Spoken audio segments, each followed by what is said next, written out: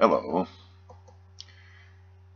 my name is Raymond Garchevsky, and I am a living Christ. Today I have a special message for all Americans who are concerned about the direction their country is taking and the loss of their freedoms. The message is a very clear and simple one. It's how to end government terrorism by changing your legal status. Let me ask you a question. Do you want to stop the government's infringement upon your freedoms, wherein they treat you as their property, their slave, and not their rightful sovereign masters, which you are? First, you must remove yourself from your present legal status as that of a ward of the state, a 14th Amendment slave, an infant in the eyes of the law. Without doing so, you shall remain forever the property of the state.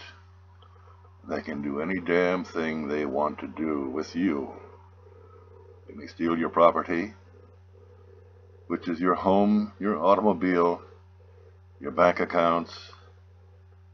They may imprison you and even take your life, as is being observed increasingly in the news of the day. To them, you are merely considered to be chattel, human resources, cannon fodder. How can they do that to you, you may ask? Because through the satanic legal chicanery that control the law in this country, they own you.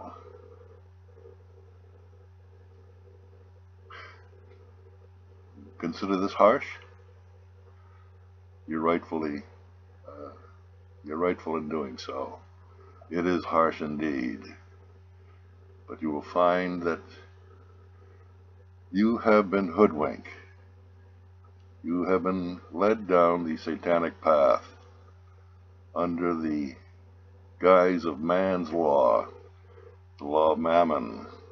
You have fallen away from following God's law, that is, do no harm, and living according to natural law. That is your mistake, and it's a deadly one, is it not? How did it get that way? In your conditioned ignorance and blind trust, you have granted them jurisdiction through consent or contract over your mind, your body, and your soul. You have unwittingly sold your soul to Satan for the sake of security. You may ask yourself, do you really feel secure in your home and your body? Not one in a million will get the hidden in plain sight deception which accounts for their enslavement. They know they're slaves. They don't know how they got that way, and they don't know what to do about it. Well, I'm telling you here and now, out of my own personal experiences with the courts of Oregon, that it is all a facade, an illusion, and the masses of you who belong to the corporation, through your consent, have rendered you wards of the states. You've lost your legal capacity to defend yourself and to reserve your natural rights. You are bound to the rules and regulations of the private corporation that calls itself government, but is not government. Now, I'm not a lawyer, so take what I hear from the words of a Christ. Lawyers are the scribes, the Pharisees, the people who control others through mind control. They have made you slaves through your own self-doubt. I will show you, however, that what this plain, simple man of truth, which is all that Christ is, this living, breathing, flesh and blood, sentient, natural man, the Son of God, who serves God's law and not man's law, actually did in order to survive and ultimately be thrown out of jail instead of into prison after 2 bogus convictions were exposed. The courts of Oregon have covered this up for the last 12 years, but they have not stopped this Christ from speaking the truth and exposing the secret of how to redeem yourself as sons and daughters of God and return to your sovereign, your true sovereign state. Details of my case for the legal researcher, the media who refuses to acknowledge the words of this Christ, and has done so for the last 12 years, are open to all. Therein lies the secret to a return to sovereignty, to a return to our constitutional republic. We are not slaves. We have never been slaves. We are the authors of government. We created government through our collective thought. And as sovereigns, we hold a superior position to our servant government. And we may uncreate it just as we have created it and return the power back into the hands of the people where it rightfully belongs. Government and the courts, you see, are merely satanic legal fictions. A fiction is a dead thing. It has no life. But fictions are created by those who are living. People, not persons. For you see, that is the con that government has laid upon the minds of those who are mind-controlled into thinking they are persons and belonging under the jurisdiction of the fictional government and its fictional rules and regulations. Nothing could be further than the truth. But millions of you believe it, and you have given up your sovereignty through your own self-doubt. The legal fiction, you see, can never be greater than its creator, and it must be repeated. You and I, we the people, are the creators of government and religions. And as soon as we come to that clear understanding, that is when all the hell that is unfolding under the name of politics and religion will cease to become reality in our lives. The government and the courts, you see, have jurisdiction only over other legal fictions. Your name, which is spelled in all capital letters on your birth certificate, is such a document. It's seen on all other legal documents in addition to your birth certificate, such as bills, contracts, licenses. These are all legal fictions, identifying the juristic person, the corporate entity. But that is not you. But the whole legal system operates on the presumption that you agree to be the surety or the underwriter for the debts of the juristic person. That is the key which has enslaved you.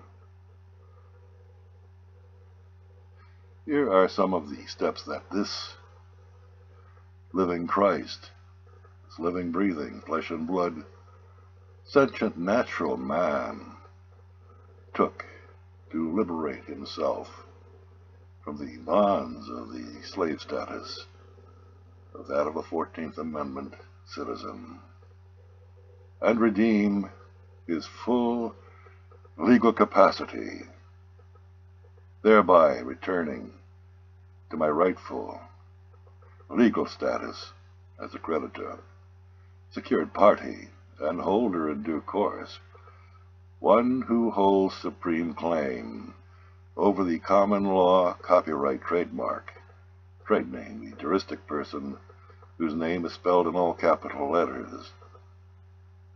This is one's defense against man's law. If you follow God's law, which is do no harm, you will find you have no need for man's law. And at that point, you are beyond their jurisdiction. The following legal papers may be found on my website, arkenterprises.com, in the link section. And I suggest that you look for the copyright report on my court link and court papers, and you will see that along with the political link will show you how and what to do in following the steps that I took to remove myself, from the jurisdiction of the corporation. The following papers were filed with John Snow, the Secretary of the Department of Treasury in Washington, D.C., some years ago, and the identification numbers have been removed by myself from the documents to protect against identity theft. But the form that is taken is applicable. They can be found in the chargeback directive and the bill of exchange. If our country of idle posturing blowhards would stop their go-nowhere empty talk and start acting as the sovereign people that they are, this process of redemption, combined with a unified boycott,